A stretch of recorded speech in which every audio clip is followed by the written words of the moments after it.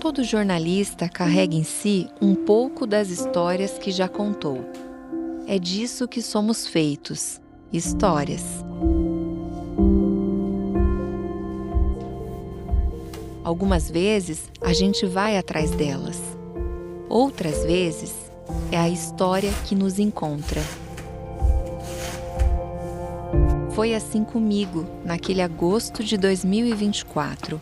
A caminho da redação, eu fui encontrada pela história que ninguém jamais gostaria de ter para contar.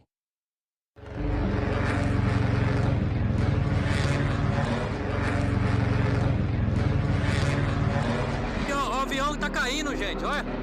Olha o avião caindo aí, gente. Sexta-feira, 9 de agosto. Um avião com 61 pessoas despenca sobre uma área residencial de Vinhedo, no interior paulista. Ninguém sobreviveu à queda do ATR-72 da Voe Paz. A bordo, 58 passageiros, 4 tripulantes. É o maior acidente aéreo em solo brasileiro desde 2007. Quando eu levantei, que eu olhei para o céu, ele estava igual um papel no ar. Enquanto eu tiver vida, eu vou lutar, porque eu sei que ela estaria lutando se eu tivesse sido morta, porque isso não foi fatalidade.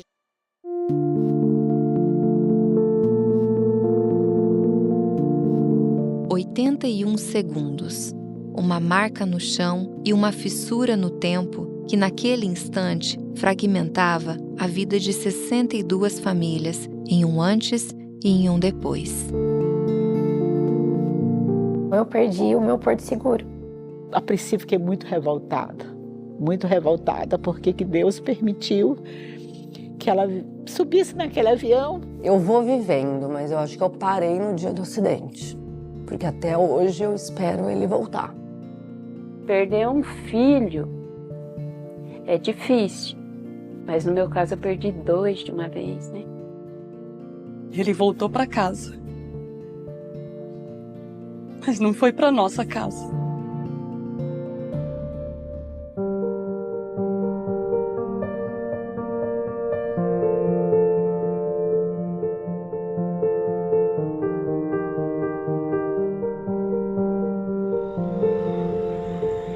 No dia em que essa tragédia me encontrou, ela também cruzou o meu destino com o daquelas pessoas.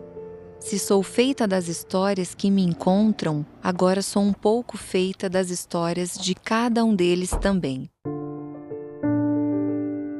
Meu nome é Eduarda Castelo Ibner, eu sou filha de Gracinda Marina Castelo e de Nelvis José Ibner. Meu pai, ele era mais do jeito calado dele, mais quietinho, mais tímido, assim, e a minha mãe era expansiva. Então, onde ela chegava, ela falava um monte, ela estava sempre alegre, e os dois sempre juntos. Então, acho que isso é uma coisa também que marca muito, que era carne e unha, era o Nelvio e a Marina, era o marido e a esposa. Aí tem outro aqui, esse é mais recente, ó. Para marido, de esposa, amo você, Marina, 2021. A gente está organizando ainda, tem poucos que eu já separei. Onde as pessoas veem um objeto, a gente vê sentimento, a gente vê memória, a gente vê a pessoa, né? Eu sou a Nilza Aparecida dos Santos, mãe do Leonardo Henrique da Silva, sogra da Radassa Maria da Silva. O Léo foi o 3º filho. Quando ele chegou, ele veio um menino muito tranquilo, sossegado, muito doce, amável, bem alegre, cheio de energia, né? Cresceu em Nova Fátima e aos 18 anos foi embora para Cascavel tentar a vida e se deu muito bem lá. E lá estudou, né? Estava se formando, faltava 6 meses para terminar a faculdade dele. Começou a namorar, né, desde o colégio, da infância, aí ele e a Radassa, eles começaram a namorar muito novo, e eu aprendi a amar muito ela era uma menina doce, agradável. E quando eu falo dela, assim, sabe, eu sinto vontade, assim, de apresentar ela, sabe, que eu tinha um orgulho de chegar e dizer assim, essa é a minha nora, a esposa do meu filho, mas ela não é minha nora, ela é minha filha. E ela ria, né? Essas visitas eram muito esperadas. Quando era ele que vinha, ela já ligava, Dona Nilza, o Léo tá indo, eu quero pão e quero café. Sou Fátima Albuquerque, mãe da Ariane Albuquerque Estevam Risso. A Ariane era a alegria, ela era o acolhimento, ela era o amor. Ela, desde muito cedo, ela servia a Deus, servia ao próximo, e ela escolheu a medicina. Ela disse que foi escolhida por Deus para ser uma médica, e uma médica de UTI. Desde os 9 anos ela dizia isso. E foi seguindo esse sonho que ela foi fazer residência de oncologia, que ela escolheu ser geriatra para trabalhar com idosos. Ela era dedicada, estudiosa, nerd, praticamente não vivia no mundo, não sabia as coisas do mundo. Ela, quando eu queria saber, tinha uma notícia, ela me ligava, ai mãe, o que está acontecendo? Porque todo o foco dela era nos pacientes, nas pessoas, em cuidar das pessoas. Tudo dela era borboleta, broche, brinco, tudo dela, brinquedos, tudo era borboleta. É exatamente a cor que a Ariane gostava, isso daqui. Meu nome é Beatriz Copete, esposa de José Carlos Copete. Você vai me dar uma camiseta do Corinthians pra mim, mas eu vou lá pra escolher, porque ele era meio gordão, ele tinha que experimentar. E aí eu sei que ele comprou. Esse aqui até pediu para colocar o sobrenome aqui, Copete. E aí ele até usou no dia do jogo lá. E aí falou, agora, quando chegou, ele falou, agora você embrulha para me dar no Dia dos Pais. E aí foi a última camiseta dele. Ele era uma pessoa, assim, incrível. Eu conheci ele com 13 anos. Foi meu primeiro namorado. E a gente se conheceu em São José. E desde então não se largamos, assim. Ele tinha uma personalidade muito forte. Ele era bem sistemático, assim, mas ele tinha um coração enorme. A gente foi pais muito cedo, assim. Eu fiquei grávida com 17 anos. E por a gente ser muito jovem, eu acho, muito imaturo, ele não aproveitou tanto o crescimento da Nicole como ele aproveitou com o Eduardo. Parado? Quando o Eduardo nasceu, na verdade, eu descobri, né, ele teve um diagnóstico depois de 3, 4 anos de autismo, de TDAH, de TOD e de epilepsia. E assim, no começo, para ele, foi muito difícil. A gente tinha algumas tradições, que como ele vinha só de final de semana, e domingo era o tradicional jogo do Corinthians. Então, todo domingo, ele levava o Eduardo no estádio do Corinthians. E aí ele começou a gostar de ir pro jogo, se adaptou ao barulho da torcida, por incrível que pareça, ele ama.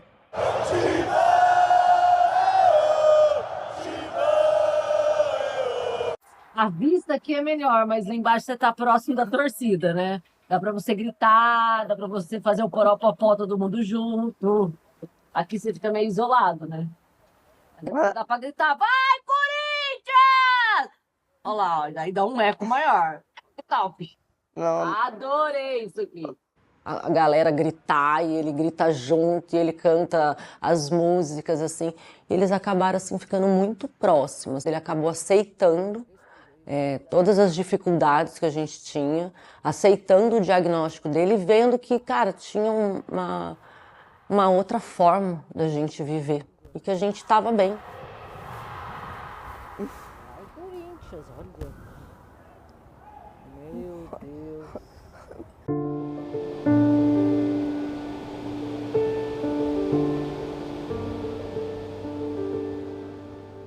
Eu sou Rosana Maria Ferreira, sou a esposa do copiloto Humberto Alencar.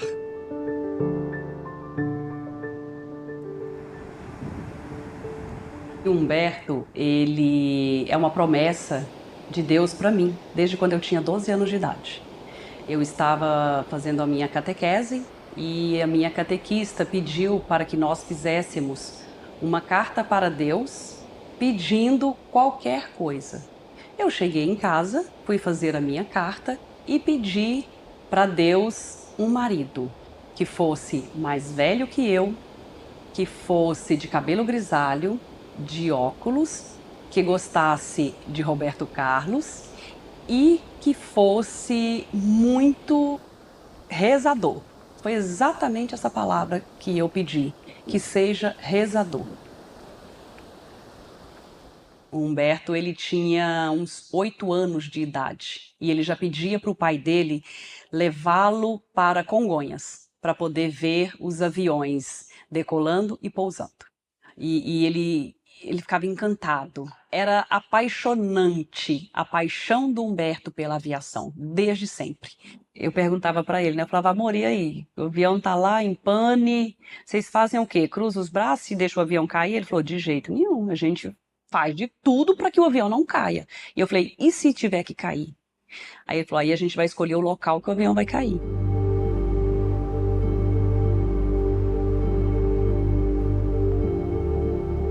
São muitos os endereços dessa tragédia. Mais de 60 lutos espalhados pelo Brasil.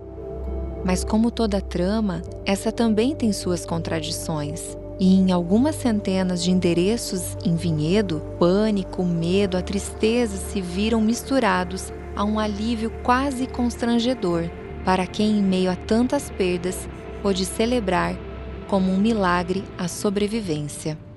Vai dar Silvia Vinhedo. Eu tô ligando que acabou de cair um helicóptero, um avião, não sei aqui no Jardim Florido. Nossa, eu tava aqui dispensando o motorista, eu vi o avião descendo. Senhor, acabou de cair um avião aqui perto de casa. Só vejo a fumaça preta que passou em cima da minha casa.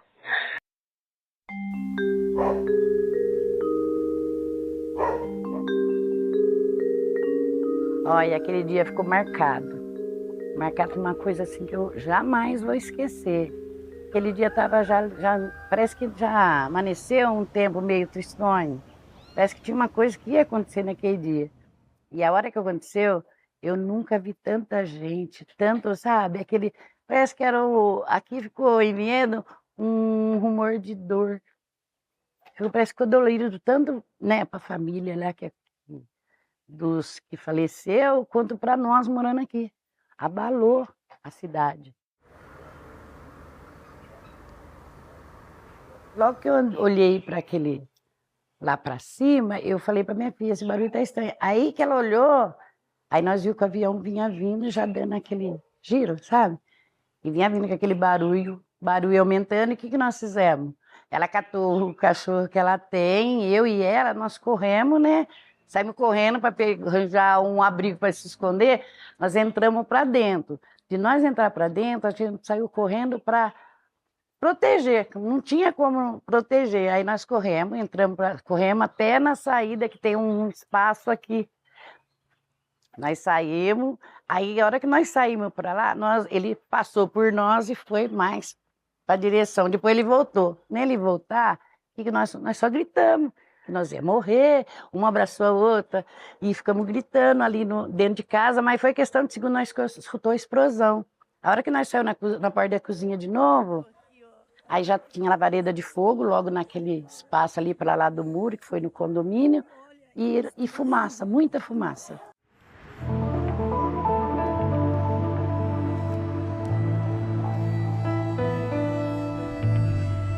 Então aí a gente começou a acompanhar por aqui, e que é esse trajeto que a gente está fazendo agora, saindo pela rodovia.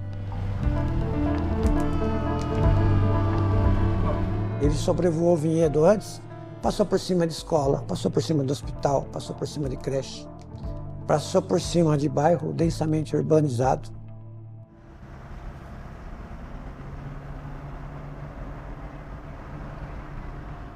Exatamente nesse pedaço aqui, que a gente está passando agora, que é uma área mais verde, que o pessoal lá do Romo falou pra gente que o avião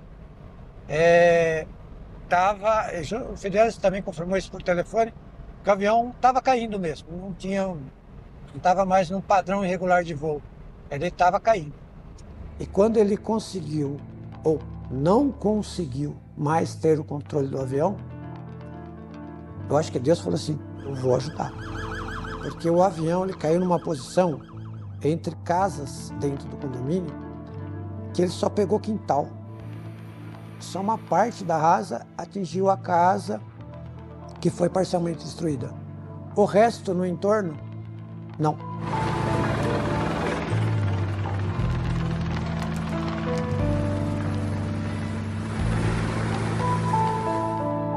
Choveu muito.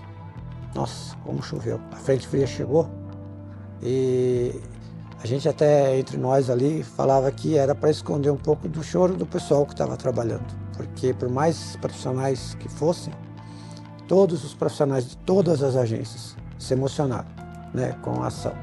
A gente sabia que ali eram histórias de vida que estavam sendo interrompidas. Tinha crianças, tinha adulto, tinha pet, então é complicado. E a gente tenta sempre parecer forte, todo mundo. Então a chuva ajudou nesse sentido. A gente poder deixar a lágrima correr sem parecer que estava fraco. Cada um dos 62 ocupantes do voo 2283 tinha seu destino e alguém à sua espera. Meus pais, eles estavam numa fase da vida de aproveitar a vida. Então, acho que o pós-pandemia mexeu muito, né, com eles nesse sentido, assim, meu pai falava muito da urgência. Eduardo, passa muito rápido, aproveita. E então eles estavam viajando muito. O Radassa viajava muito a trabalho e ele nunca foi. E aí, como eles iam, ela ia para Guarulhos e ela tinha uma tia lá. Eles planejaram de ela passear, né, e tipo ir a trabalho, fazer o que tinha aí para fazer no trabalho e depois passear, né, dar uma turistada lá, né. Ela não contou para mim que ela estava indo porque na época eu estava tendo muita pressão alta. E ela só avisava assim. Ela ligava e falava assim, Dona Nilza, cheguei. E eu gritava para ela, chegou aonde, caramba? Aí ela falava assim, é que eu não quis te preocupar, né? Que ela viajava bastante. E o Léo não ia com ela, foi a primeira viagem que ele foi com ela. Ele nunca tinha voado. Primeira viagem de avião. E ele também não falou para mim. Eles me poupavam de ficar sofrendo. Meu 9 de agosto começa às 3h45 da manhã, quando o celular do Humberto despertou, né? E era um dia de muita chuva, muito frio, e ele me abraçou, nós ficamos 5 minutos abraçados, praticamente em silêncio. Humberto saiu do abraço caloroso da Rosana na Grande São Paulo e atravessou um céu com ventos fortes e nuvens congeladas, com destino ao Paraná. E ele fez o voo. Ele foi para Cascavel. Ele pousou em Cascavel. E quando foi 11h41 do dia 9 de agosto, ele me mandou um áudio. Oi, meu anjo, tudo bem?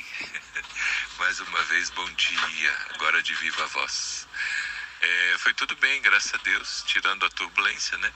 90% turbulência, gelo, 90% do voo foi com o cinto atado, sinal luminoso de cintos atados, mas foi tudo bem.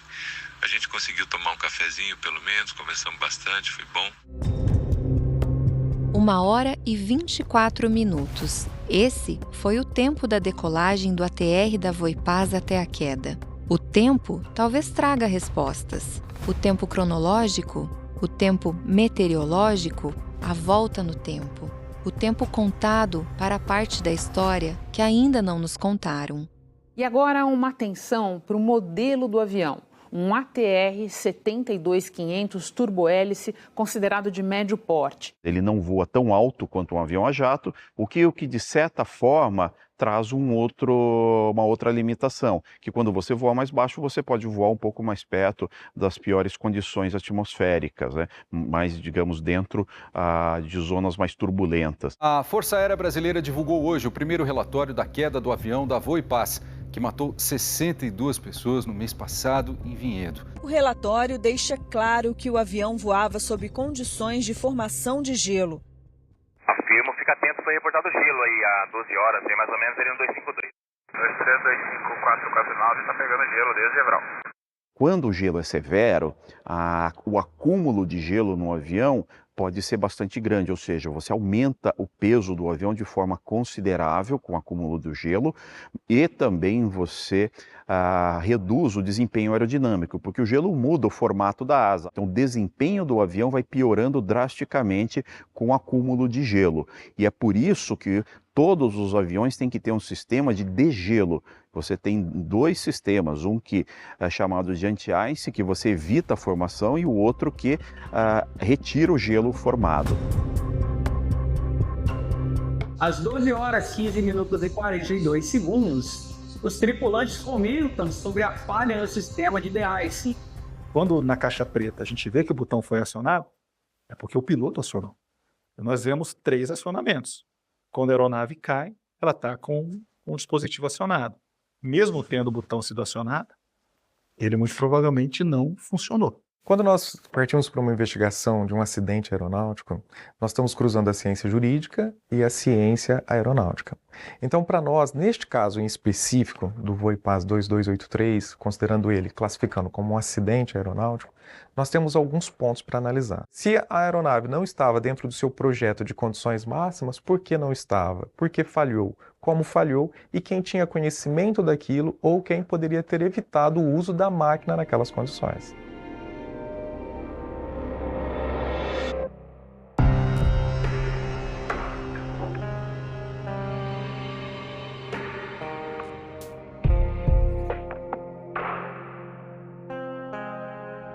Até os meninos que recolheram a aeronave no dia para o hangar, alegou que o comandante que trouxe essa aeronave, ele reportou verbalmente que a aeronave tinha apresentado o wireframe, que era relacionado ao sistema de degelo da aeronave. Essa aeronave ela nunca tinha apresentado esse tipo de falha, né? Só que no dia do acidente, quando essa aeronave chegou de Guarulhos para Ribeirão, ela foi reportada verbalmente pelo comandante que trouxe ela, reportou para o mecânico que foi buscar a aeronave no pátio. Foi alegado para ele que ela tinha apresentado o wireframe durante o voo e ela estava desarmando sozinha. Ele acionava, ela desarmava, coisa que não poderia acontecer. E só que foi questionado para ele também se ele tinha reportado no livro, e ele alegou que não tinha reportado, que não precisava reportar. Então, assim, trouxeram a aeronave para o hangar de manutenção e os mesmos meninos que buscou a aeronave passou para a liderança da noite, que o comandante tinha reportado isso verbalmente, só que ele não quis reportar em livro. O próprio líder questionou, falou, bom, se ele não reportou em livro, não tem pane na aeronave, que esse era o legado da empresa. Se o comandante reporta, tem ação de manutenção. Se não reportou, eles não vão perder tempo com nada que ele falar, entendeu? Pelo legado da empresa, ela não quer um avião parado para ser feita a manutenção adequada. Ela quer o avião voando o tempo todo. A própria diretoria cobrava isso da gente. Ela não queria o avião parado.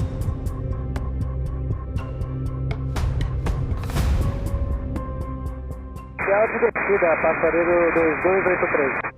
Passageiro 2283, mantenha nível na 70. Tenho no passageiro 2283. Em nenhum momento houve declaração de emergência por parte do ATR-72, tanto para os órgãos de controle do espaço aéreo, quanto para aeronaves nas proximidades. A partir do momento que o avião perdeu o controle, ele teve esse fenômeno chamado stall, e ele perdeu o controle, inclusive ele estola uma asa antes do que a outra, e aí ele gira, por isso que todo mundo viu o avião caindo, girando, né? Então ele veio girando até o chão. E durante esse tempo, entre a total perda de controle até o impacto, decorreram aproximadamente 80 segundos, que é um tempo muito longo, né? Se você pensar em um tempo relativo, em que as coisas se medem em segundos, nós temos mais de 1 minuto com o avião caindo sem controle.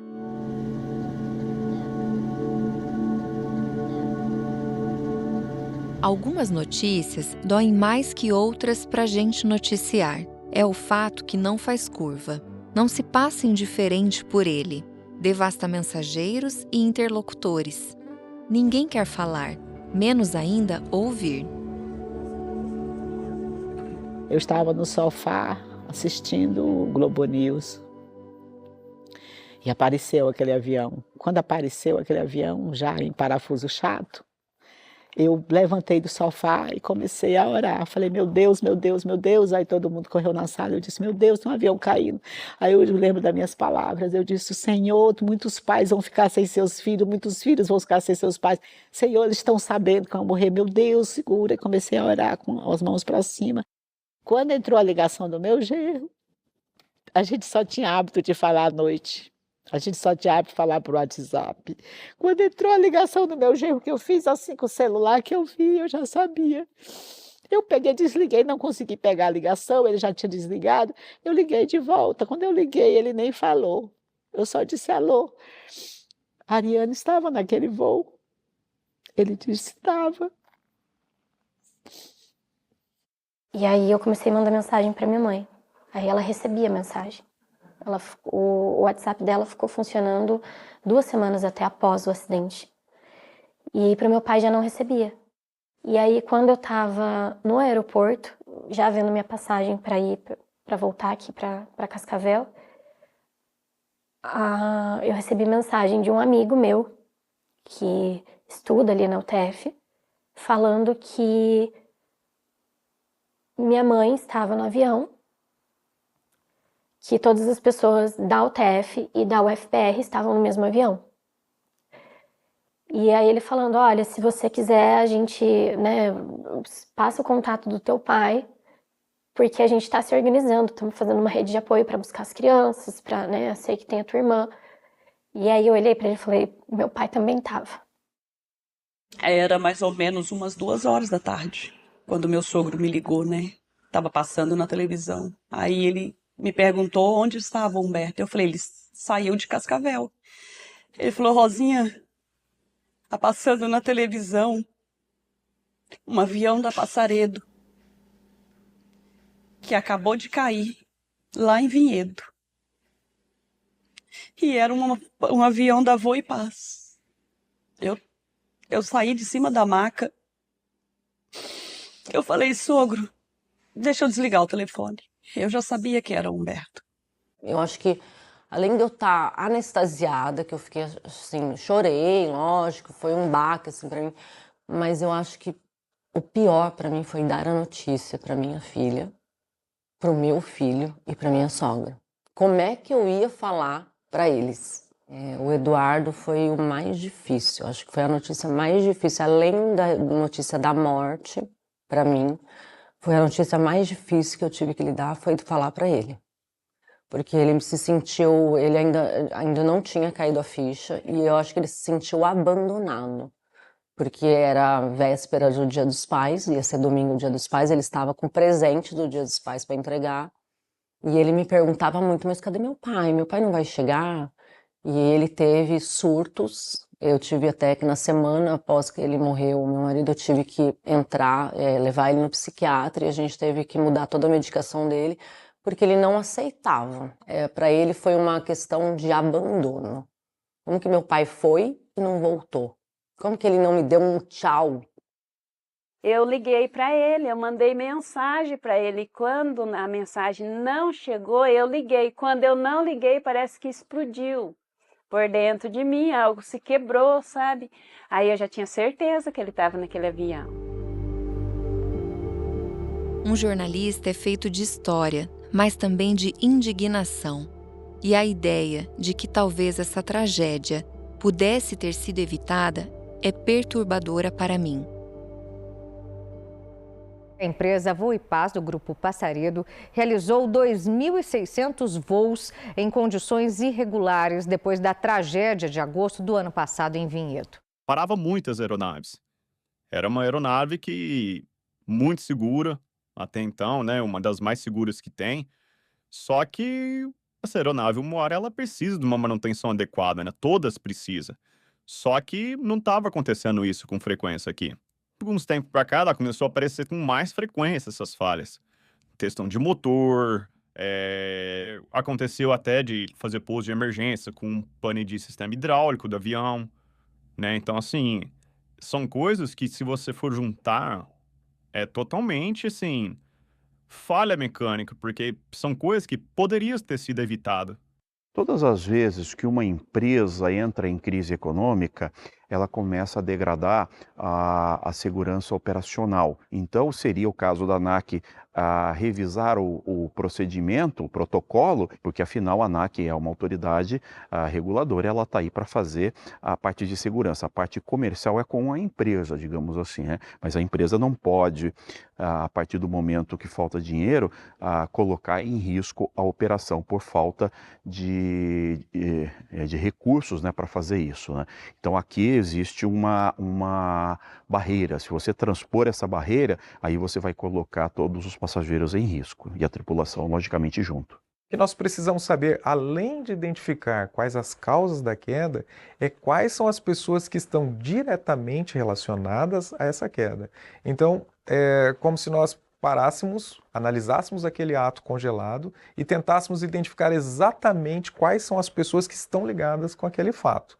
Não adentramos a responsabilidade penal da empresa, mas analisaremos a conduta de cada um dos integrantes dessa empresa, dos integrantes dessa tripulação, dos integrantes dessa equipe operacional para aquele resultado.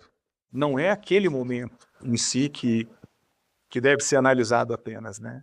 O histórico da condição da manutenção ou dos reportes de problemas em voo deve ser levado em consideração, porque quando a gente fala em acidente aeronáutico, a gente fala da segurança de todos nós, né? Todos nós vamos de avião, nossos familiares, e ter a insegurança, né, de que você ficar inseguro de entrar no avião, se aquele registro, que aparentemente é um registro adequado, se aquilo ali corresponde ou não à verdade, isso não deveria passar pela nossa cabeça. Se houve negligência ou não, as investigações estão aí para mostrar. É isso que me faz levantar todos os dias da cama e lutar todos os dias para que não haja mais acidentes, né? Para que aeronaves não saiam dos seus hangares sem as manutenções devidas.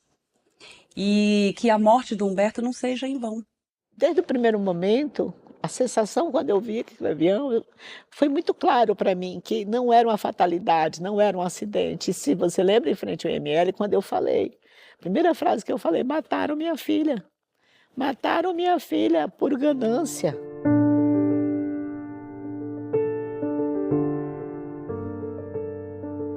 Esse tipo de tragédia sequestra o presente e o futuro de quem fica. É como ser forçado a colocar o que restou da vida num caminhão de mudanças sem fazer a menor ideia de qual será o destino.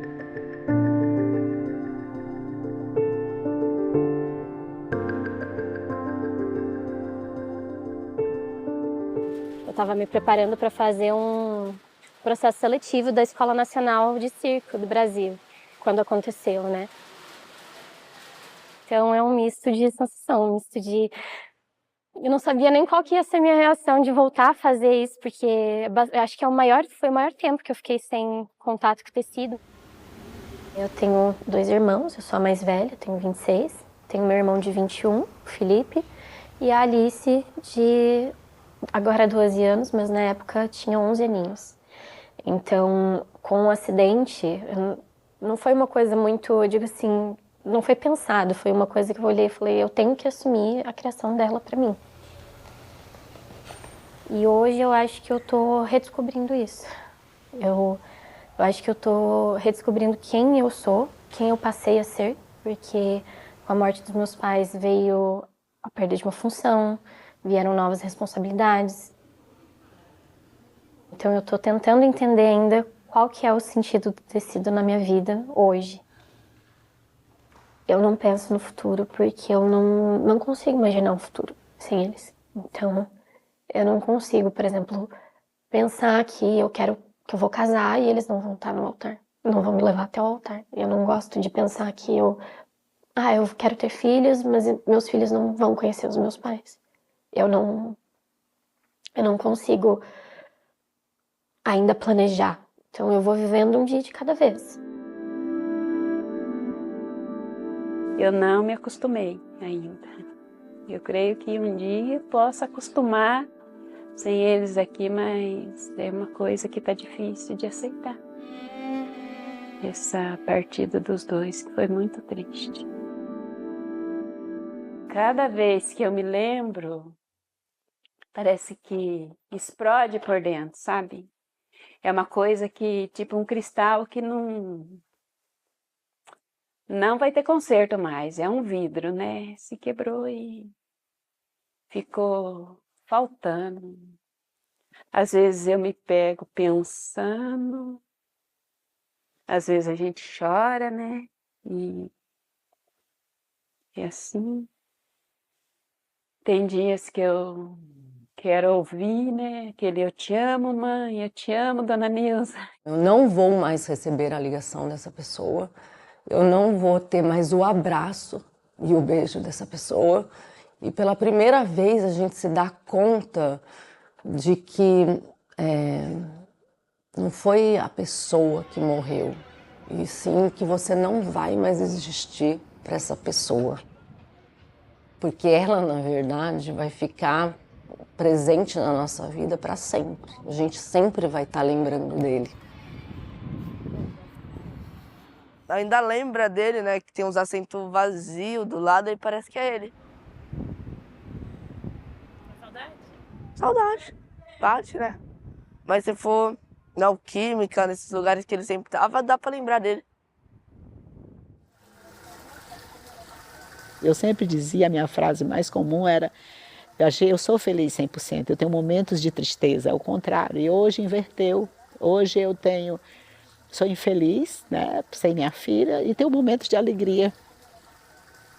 O luto de mãe nunca vai evoluir para mais nem para menos. Ele é o luto de mãe. Ele vira uma condição daquela mãe. É como se você tirasse todas as tuas pernas, você tirasse coisa aqui, é uma condição eterna. Uma mãe, quando perde o filho, fica com aquela expressão.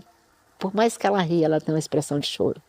Aí hoje eu olho no espelho, eu me vejo com a minha expressão, você acabou.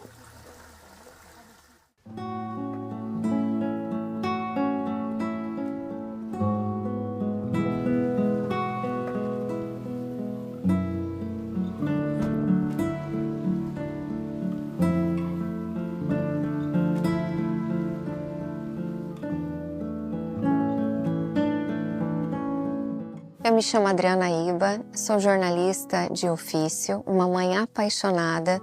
Minha filha era a Liz Iba, estava no assento 9A e é a vítima mais nova do acidente. E aquela sexta-feira foi uma sexta-feira que amanheceu muito gelada. Eu deixei ela dormir o máximo que deu. E aí dei o banho nela, organizei ela, levei ela até o aeroporto.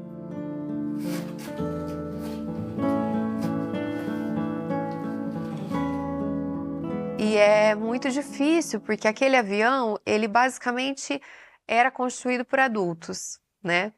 E se você pega as imagens para ver, eu fui a única mãe que levei, né? Eu levei a minha filha. Eu levei a minha filha ao aeroporto, eu levei a minha filha para fazer uma viagem, para aproveitar um fim de semana lindo do Dia dos Pais com a família paterna e para voltar para nossa realidade. Em Varmax. Onde é que a gente está? A gente saiu do avião.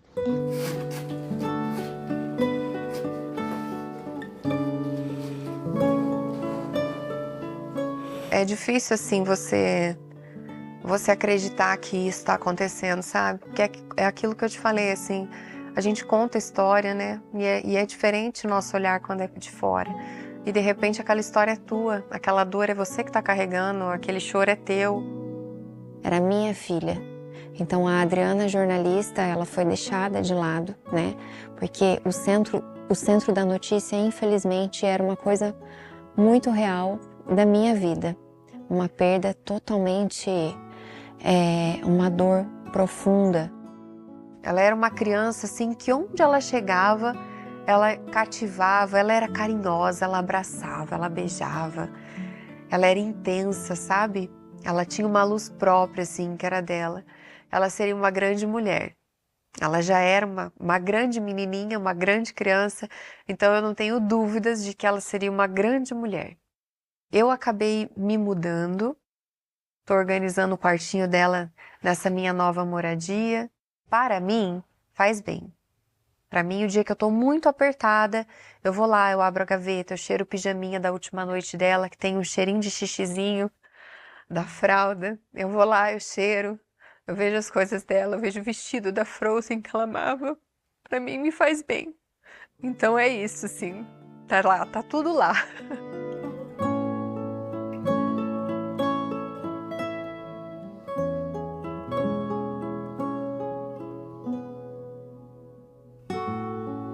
É um sentimento assim que eu sempre espero eles voltarem.